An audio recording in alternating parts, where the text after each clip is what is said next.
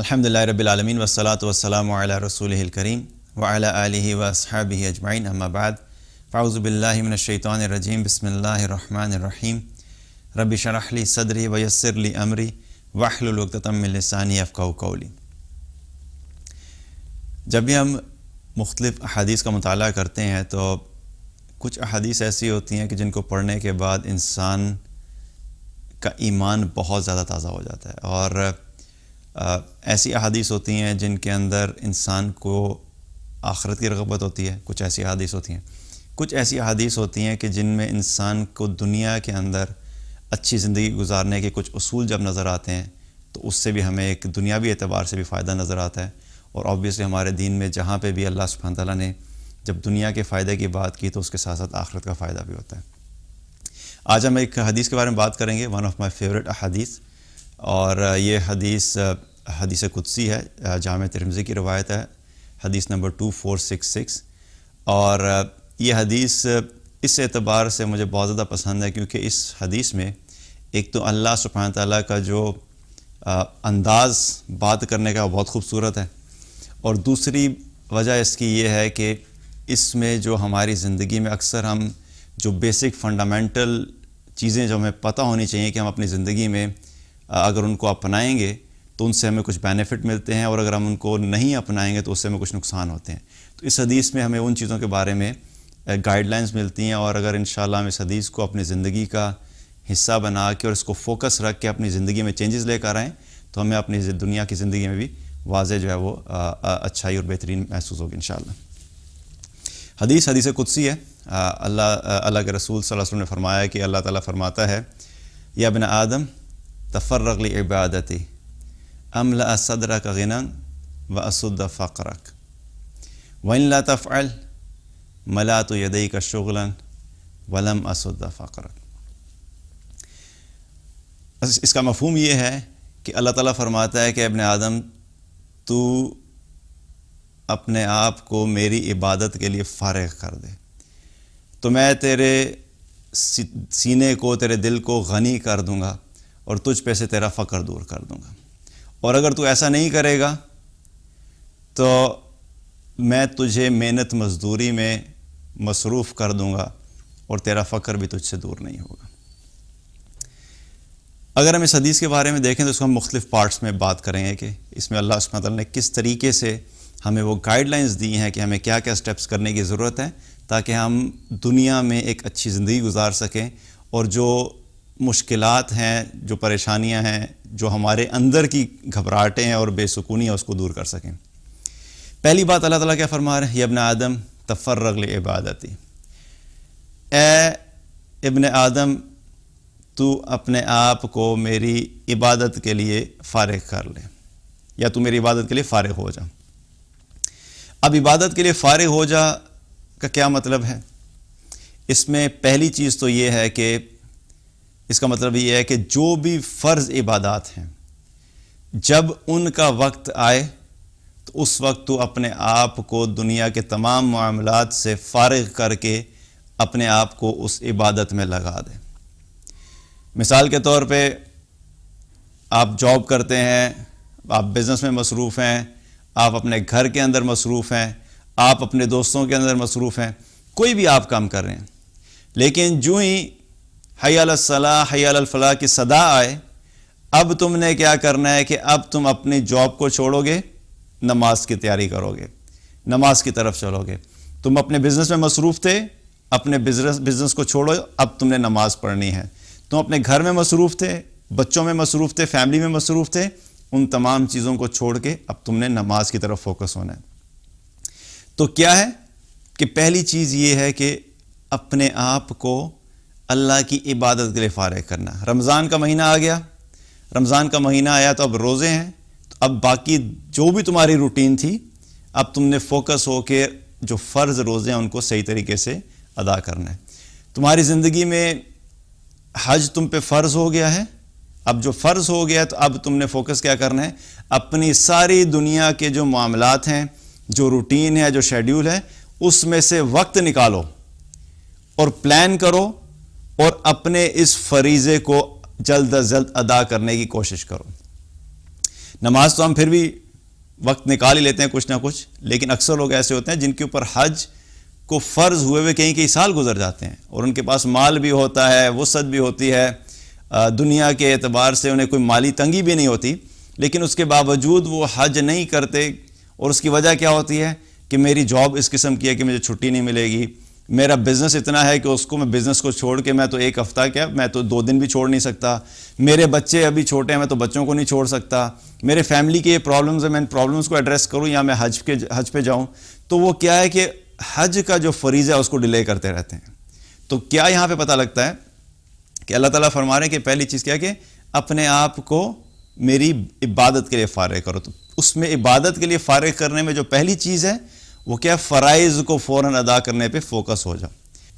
دوسری چیز اس میں کیا ہے کہ جب فرائض کی ادائیگی کرو، جب عبادت کرنے لگو اللہ کی، تو اپنے دل اور اپنے دماغ کو اللہ کی بندگی اور اللہ کی عبادت کے لیے فارغ کرو. پہلی چیز کیا تھی کہ جب دنیا میں تم مصروف ہو اور جب عبادت کا وقت آیا، فرائض کی ادائیگی کا وقت آیا، تو اپنے آپ کو دنیا کی مصروفیت سے نکال کے اللہ کی بندگی، اللہ کی عبادت میں اپنے آپ کو اس کے لیے فارغ کر لو. دوسری چیز کیا ہے کہ جب تم عبادت کرنے لگو تو عبادت کرتے وقت اپنے دل اور اپنے دماغ کو اللہ کی یاد کے لیے خالی کر لو، یا اپنے دل اور دماغ کو اللہ کی عبادت کے لیے فارغ کر لو. اکثر ہماری عبادات کے اندر ایک بہت بڑا جو مسئلہ ہوتا ہے اور جو فلا ہوتا ہے وہ یہ ہوتا ہے کہ یا تو ہم عبادت کرتے ہی نہیں اللہ کی، اور اگر ہم کسی طریقے سے شیطان سے لڑ جھگڑ کے نفس کے خلاف جا کے کوشش کر کے مشکل سے اگر اللہ کی عبادت کرنے بھی لگتے ہیں تو کیا کرتے ہیں، وہ روح سے خالی ہوتی ہے، اللہ کی یاد سے خالی ہوتی ہے، دل اور دماغ اللہ کی عبادت میں نہیں ہوتا. تو یاد رکھیں کہ جو عبادت اللہ کو یاد کر کے اور فوکس طریقے سے خشوع کے ساتھ کی جاتی ہے، اس کے جو اثرات ہوتے ہیں، اس کے جو فوائد ہوتے ہیں، وہ اس عبادت پہ نہیں ملتے کہ جو غافل دل سے کی جائے اور ایسی عبادت جس میں اللہ کی یاد نہ ہو. عبادت تو دونوں ہو جائیں گی. نماز کی اگزامپل لیں ہم، تو نماز کے بارے میں اللہ تعالیٰ نے کیا فرمایا، اقیم الصلاۃ، نماز قائم کرو. اب کوئی شخص یہ کہ جی کہ میں 5 دفعہ دن میں نماز پڑھتا ہوں، تو وہ یہ حکم کے اعتبار سے اس کی ادائیگی تو ہوگی کہ بھئی 5 وقت کی نماز جو ہے وہ ایک شخص ادا کرتا ہے. لیکن جب اللہ تعالیٰ نے قرآن میں فرمایا واقیم الصلاۃ لذکری، نماز قائم کرو میری یاد کے لیے، میری یاد والی نماز، تو پھر کیا ہوگا کہ وہ نماز جس میں اللہ کی یاد نہیں ہے تو وہ نماز وہ فائدہ نہیں دے گی کہ جو اللہ کی یاد والی نماز فائدہ دیتی ہے، یا وہ عبادت جو اللہ کو سوچ کے اللہ کا احساس ہوتے ہوئے جو کی جائے گی، اس کا جو فائدہ ہے وہ بغیر سوچ کے اور غافل دل سے کی جانے والی عبادت کا فائدہ وہ نہیں ہوگا. قرآن میں اللہ تعالیٰ نے نماز کے بارے میں ایک جگہ پہ کیا فرمایا، ان الصلاۃ تنہی عن الفحشاء والمنکر، بے شک نماز بے حیائی اور برے کاموں سے روکتی ہے. تو اکثر لوگ کیا کہتے ہیں جی ہم نماز پڑھتے ہیں لیکن ہم تو برائی سے بھی نہیں روک رہے، بے حیائی سے بھی نہیں روک رہے. تو یہ وہ والی نماز نہیں ہے کہ جو غافل دل کے ساتھ پڑھی جائے. یہ وہ نماز ہوتی ہے جس میں اللہ کی یاد ہو، اللہ کا احساس ہو، اللہ کا قرب ہو، اللہ کا خوف ہو، اللہ کی محبت ہو. یہ سارے پہلو جب اس نماز میں شامل ہوں گے تو وہ نماز اتنی طاقتور ہو جائے گی کہ انسان کو برائی سے اور بے حیائی سے روکے گی. جب تک یہ چیزیں نماز میں نہیں آ رہی، عبادت کے اندر نہیں آ رہی، تب تک وہ فائدہ حاصل نہیں ہوگا. اور مقصد بھی دیکھا جائے، اللہ سبحانہ تعالیٰ نے یہ جو نماز، یاد والی نماز کہی، یا عبادت کا بھی اگر دیکھا ہے تو مقصد عبادت کیا ہے، وہ یہ ہے کہ اللہ کا قرب حاصل ہو، اللہ کی محبت دل میں آئے، اللہ کا احساس دل میں آئے، اللہ سبحانہ تعالیٰ کی موجودگی کا احساس انسان کے دل میں پیدا ہو کہ میرا رب ہر وقت مجھے دیکھ رہا ہے، چاہے میں اچھا عمل کر رہا ہوں تب بھی وہ دیکھ رہا ہے، چاہے میں برا کام کر رہا ہوں تب بھی وہ مجھے دیکھ رہا ہے. تو اللہ کی عبادت کا مقصد کیا ہے کہ اللہ کی موجودگی کا احساس، گاڈ کانشیسنس جسے ہم کہتے ہیں، کہ اللہ تعالیٰ کا احساس ہو. تو عبادت بھی وہ فائدہ مند ہوگی جو اللہ کی یاد کے لیے ہوگی. تو اس سے کیا پتہ لگتا ہے کہ عبادت بھی جب کرنے لگو تو اے میرے بندے اپنے آپ کو، اپنے دل اور دماغ کو خالی کر لو. دل اور دماغ اب تمہارا میری عبادت پہ فوکس ہونا چاہیے. اور اس میں تیسری چیز اگر ہم دیکھیں کہ اے ابن آدم تم اپنے آپ کو میری عبادت کے لیے فارغ کر لو. اس کو اگر ہم دیکھیں تو جو لفظ استعمال ہوا ہے نا کہ تفرغ لعبادتی، میری عبادت کے لیے فارغ کر لو، تو عبادت کا کانسیپٹ کیا ہے؟ اس کے اندر یہ جو عبادات، نماز پڑھنا اور یہ سب بھی شامل ہے. لیکن قرآن میں اللہ تعالیٰ نے ایک جگہ پہ کیا فرمایا؟ وما خلقت الجن والانس الا لیعبدون، میں نے جنوں اور انسانوں کو صرف اس لیے پیدا کیا ہے کہ وہ میری عبادت کریں. تو یہ عبد کا لفظ جو ہوتا ہے اس کا مطلب کہتا ہے غلام. تو اگر اس کو اگر ہم بگر پرسپیکٹو میں دیکھیں تو اللہ سبحانہ تعالیٰ کیا فرما رہے ہیں کہ اللہ تعالیٰ کہہ رہے ہیں کہ تم اپنے آپ کو میری بندگی کے لیے فارغ کر لو، میری غلامی کے لیے فارغ کر لو. یعنی جس وقت جہاں پر بھی ہو تم، ہر وقت تمہارے دل میں یہ احساس ہونا چاہیے کہ تم اللہ کے غلام ہو.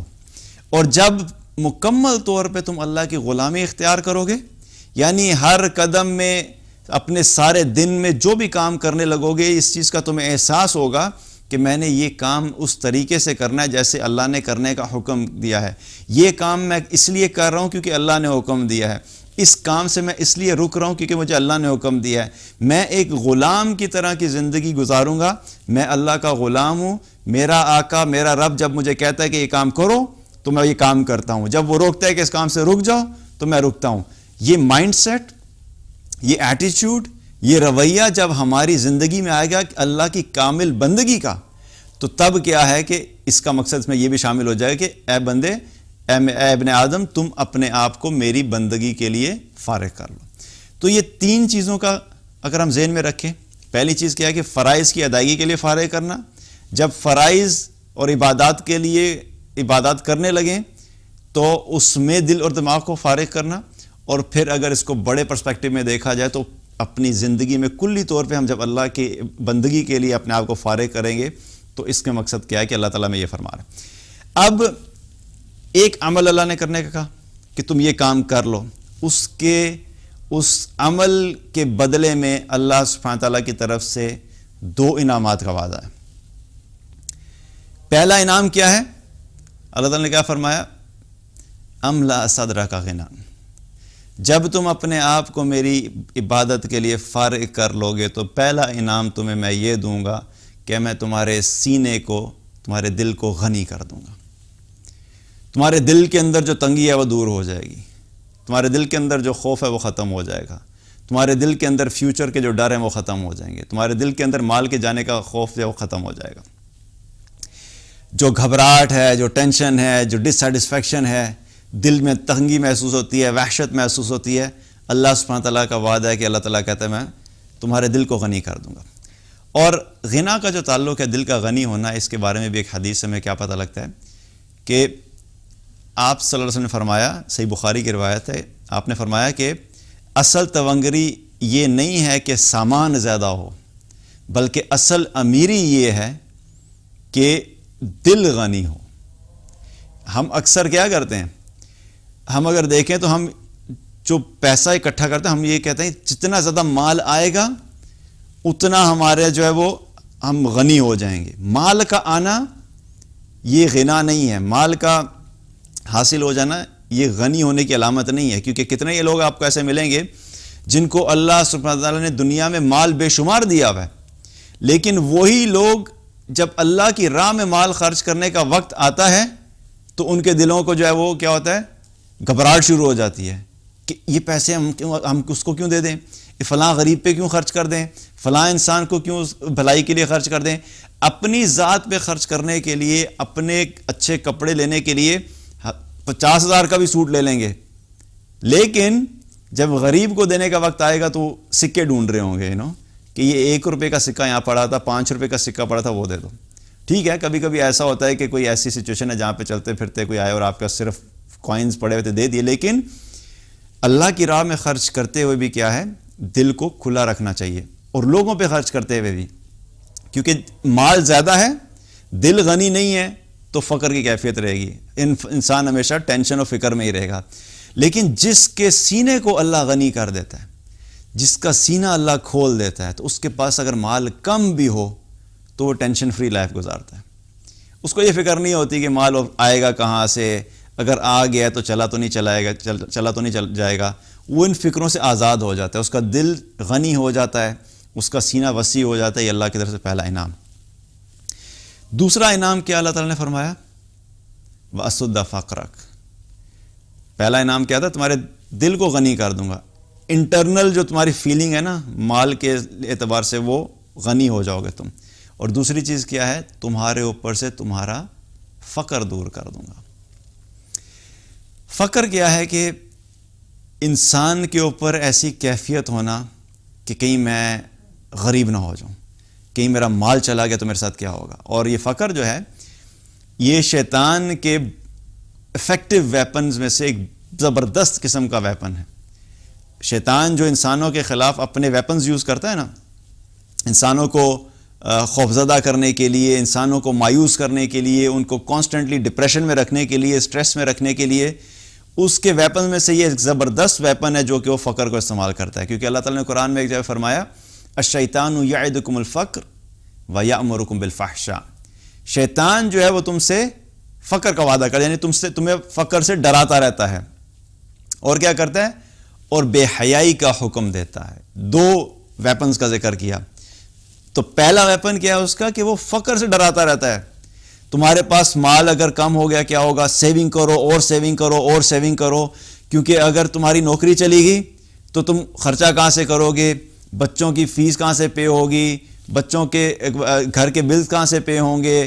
اور کئی لوگ تو اتنی لمبی پلاننگ کر رہے ہوتے ہیں کہ بچہ ابھی دنیا میں آیا نہیں تو اس کی یونیورسٹی کی ٹینشن شروع ہوگی. اگر یہ پیدا ہو گیا تو اس کی یونیورسٹی کا کیا بنے گا؟ سبحان اللہ, ابھی تو دنیا میں ہی نہیں آیا.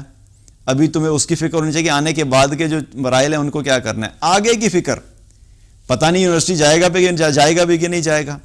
اللہ نے اگر اس کے نصیب میں لکھا ہوا, کیونکہ جو انسان بھی دنیا میں آتا ہے حدیث میں کیا پتہ لگتا ہے کہ اس کی عمر اور اس کا رزق دنیا میں آنے سے پہلے لکھ دیا جاتا ہے. جب وہ ماں کے پیٹ میں ہوتا ہے اسی وقت اللہ تعالیٰ لکھ دیتا ہے. اب جو آنے والے کے نصیب میں جتنا رزق لکھا ہوا ہے اتنا اس کو مل کے رہے گا, چاہے آپ اس کے لیے اکٹھا کریں یا نہ اکٹھا کریں. اور جو اس کے نصیب میں نہیں لکھا ہوا, آپ ساری دنیا کو بھی اکٹھا کر لیں اور آپ اس کو وہ دینے کی کوشش کریں, آپ اس کو نہیں دے سکتے. تو میں یہ نہیں کہہ رہا کہ پلان نہیں کر سکتے, پلان کریں, لیکن ہم کیا کرتے ہیں کہ ہم اتنی سٹریسفل لائف گزارتے ہیں صرف اسی فکر میں کہ میرے بچوں کا آگے کیا ہوگا. کتنے لوگ تو اسی ڈپریشن میں رہتے ہیں کہ میں دنیا سے چلا گیا تو میرے بچوں کا کیا ہوگا. اللہ کے بندے, جب تم نہیں تھے اور جب تم دنیا میں نہیں تھے تو تمہیں لایا کون تھا؟ اللہ لے کر آیا تھا. تمہیں اللہ لے کر آیا, تمہارے ذریعے سے اللہ نے بچوں کو بھیجا. تو جو فیصلے کرنے والا ہے اوپر, جو دنیا میں انسان کو بھیج رہا ہے, تو تم ہوگے یا نہیں ہوگے, اس نے جو لکھا ہوگا وہ کرے گا. تو اللہ پہ بھروسہ ہمارا اتنا کمزور ہے, توکل اتنا کمزور ہے کہ ہم چھوٹی چھوٹی چیزوں کے لیے گھبراتے ہیں. اور وہ شیطان کی طرف سے ایک بہت بڑا وار ہوتا ہے کہ وہ فقر کے ذریعے سے انسانوں کو کیا ہے وہ خوفزدہ کرتا رہتا ہے. تو اس حدیث میں کیا پتہ لگتا ہے کہ جب ہم اپنے آپ کو اللہ کی عبادت کے لیے فارغ کر لیں گے تو اللہ کی طرف سے دوسرا انعام کیا ہے کہ اللہ تعالیٰ ہمارے اوپر سے فقر کو دور کر دے گا. یہ خوف کی کیفیت ختم ہو جائے گی, دل مطمئن ہو جائے گا, سیٹسفائیڈ ہو جائے گا. مال ہے تب بھی مطمئن, نہیں ہے تب بھی مطمئن. اگر ہے تو جانے کا خوف نہیں ہے تو مزید آنے کا کوئی ٹینشن نہیں. تو انسان اللہ تعالیٰ کو جو وہ انسان کو کیا کرتا ہے, اس پہ سے فقر کو دور کر دیتا ہے. پھر اس کے بعد اللہ تعالیٰ کیا فرماتے ہیں؟ وَإِن لَا تَفْعَلْ. یہ ایک ٹرننگ پوائنٹ ہے. ہوتا ہے نا دنیا میں بھی ایسا ہوتا ہے کہ ہم جب کسی کو کہتے ہیں بھئی تم یہ کام کرو تو تم اس کرنے کے نتیجے میں تمہیں یہ ریوارڈز ملیں گے. آرگنائزیشنز کے اندر بھی کیا ہوتا ہے, جو پرفارمنس بونسز ملتے ہیں, ریوارڈ مینجمنٹ کا سسٹم ہوتا ہے, اس کے اندر کیا ہوتے ہیں, کچھ KPIs ہوتے ہیں کہ آپ یہ کام کریں گے تو آپ کو یہ سب کچھ ملے گا. لیکن ساتھ ہی یہ ہوتا ہے کہ اگر یہ نہیں کریں گے تو پھر نہیں ملے گا. سیلز کے بندوں کی تو اسپیسیفکلی یہ جابز ہوتی ہیں کہ وہ بتایا تھا بھی اگر آپ اتنا % ٹارگٹ اچیو کریں گے تو کمیشن ملے گا, اگر آپ نے اس سے کم ٹارگٹ اچیو کیا تو آپ کو یہ کمیشن نہیں ملے گا. تو یہاں پہ بھی اللہ تعالیٰ کیا فرما رہے ہیں کہ تم میری عبادت کرو گے تو تمہیں 2 انعامات ملیں گے. پہلی چیز کیا ہے کہ تمہارے سینے کو غنی کر دوں گا, اور دوسری چیز کیا ہے کہ تمہارے اوپر سے تمہارا فقر دور کر دوں گا.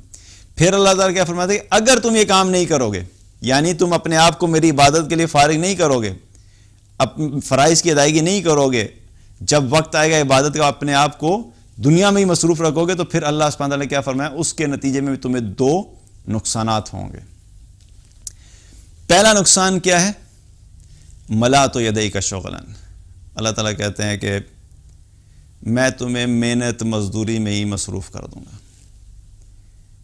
تم یہ سمجھتے تھے کہ مال کے آنے کی وجہ سے تمہیں خوشی ملے گی، مال کے آنے کی وجہ سے تمہیں سیٹسفیکشن ملے گی، مال کے آنے کی وجہ سے تمہارا فقر دور ہو جائے گا، مال کے آنے کی وجہ سے تمہیں عزت ملے گی، مال کے آنے کی وجہ سے تمہارے اندر جو وہ خوف ہے، فیوچر کا جو ڈر ہے وہ ختم ہو جائے گا۔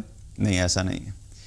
تم نے اللہ کو چھوڑ دیا، اللہ کی عبادت کو چھوڑ دیا، اللہ کی اطاعت کو چھوڑ دیا، اور تم نے اللہ پہ توکل کرنے کے بجائے اپنے مال پہ بھروسہ کیا، اپنی محنت پہ بھروسہ کیا، اپنے ورکنگ آورز پہ بھروسہ کیا کہ میں پہلے 8 گھنٹے کام کرتا تھا تو اتنے ڈالرز ملتے تھے، اتنے پاؤنڈز ملتے تھے، اب میں 10 گھنٹے کام کروں گا تو میرے ڈالرز اور پاؤنڈز بڑھ جائیں گے۔ تم نے اللہ پہ بھروسہ کرنے کے بجائے اپنے مال پہ بھروسہ کیا، تو اللہ تعالیٰ کیا کہتا ہے کہ پھر ایسے بندے کے لیے کیا ہے کہ اب میں تجھے محنت اور مزدوری میں ہی کھپا دوں گا۔ اور یہ اتنی بڑی محرومی ہے کہ کوئی انسان اپنی کسی مصروفیت کی وجہ سے اللہ کی عبادت کو چھوڑ دے، تو اس کا نقصان پھر اللہ تعالیٰ کیا بتا رہا ہے کہ تم نے ان مصروفیت کی وجہ سے تم مجھے بھول گئے تھے۔ جو شخص اپنی مصروفیات کی وجہ سے اللہ کو بھول جاتا ہے، پھر اللہ اس کو بھول جاتا ہے، اور نہ صرف اللہ اس کو بھول جاتا ہے بلکہ اللہ سبحانہ تعالیٰ اس کو انہی راستوں کے ذریعے سے دکھاتا ہے کہ جن میں تم سیٹسفیکشن حاصل کرنے کی کوشش کر رہے تھے، انہی میں اللہ تعالیٰ ڈسسیٹسفیکشن ڈال دیتا ہے۔ جس مال کی وجہ سے تم نے مجھے بھولا، اب تمہیں اسی مال کا غلام بنا دوں گا۔ تم نے نوکری کی وجہ سے مجھے چھوڑا، اسی نوکری میں تمہارے لیے خوف ڈال دوں گا۔ تم نے اپنے گھر والوں کی مصروفیت کی وجہ سے مجھے چھوڑا، تمہارے گھر والے تمہارے لیے اب اذیت اور آزمائش کا سبب بن جائیں گے۔ تو اللہ سبحانہ تعالیٰ کیا فرما رہا ہے کہ میں تجھے محنت اور مزدوری میں ہی مصروف کر دوں گا۔ یعنی جب محنت اور مزدوری میں انسان مصروف ہو جائے گا تو پھر کیا ہوگا؟ وہ مزید اللہ سے دور ہوتا چلا جائے گا۔ جس شخص کو اللہ کی پرواہ نہیں، پھر اللہ کو بھی اس کی پرواہ نہیں۔ جو اللہ سے محبت نہیں کرتا، اللہ بھی اس سے محبت نہیں کرتا۔ جو اللہ کو بھول جاتا ہے، اللہ بھی اسے بھول جاتا ہے۔ جو مخلوق کو خالق کے اوپر پرائرٹی دیتا ہے، تو پھر خالق اس شخص کو مخلوق کے حوالے کر دیتا ہے۔ اب جاؤ نوکری کرو، بزنس کرو، 10 گھنٹے جاب کرو، 12 گھنٹے جاب کرو، اگر تمہیں لگتا ہے کہ تمہیں یہاں سے سیٹسفیکشن ملے گی، کر کے دیکھ لو۔ اور لوگ پھر ساری زندگی لگے رہتے ہیں، اور اس کے باوجود انہیں لگتا ہے کہ بھئی اتنی محنت کی، لیکن اس کے باوجود مجھے یوں ہی لگتا ہے کہ میں وہیں پہ کھڑا ہوں جہاں سے شروع کیا تھا۔ اس کی وجہ کیا ہوتی ہے؟ ہم نے اپنی فاؤنڈیشن ہی غلط کی ہوتی ہے۔ ہم سمجھتے ہیں کہ زیادہ محنت، زیادہ مال، زیادہ اچھی جاب کے ذریعے سے زندگی اچھی ہوگی، حالانکہ اللہ نے جو خوبصورت زندگی رکھی ہے اس کے لیے مال ضرورت کے تحت چاہیے، لیکن کثرت مال کی ضرورت نہیں ہے۔ تو پہلی چیز کیا ہے کہ اللہ تعالیٰ کی طرف سے یہ نقصان اس شخص کے لیے کہ پھر اللہ اس شخص کو دنیا میں مصروف کر دیتا ہے۔ وہ بھاگتا رہتا ہے، لگا رہتا ہے ڈالر اکٹھے کرنے، پاؤنڈز اکٹھے کرنے، پاک روپیز اکٹھے کرنے، ساری زندگی اسی کام میں لگا رہتا ہے، اور وہ اللہ کی اطاعت سے پھر غافل ہو جاتا ہے۔ دوسرا نقصان کیا ہے؟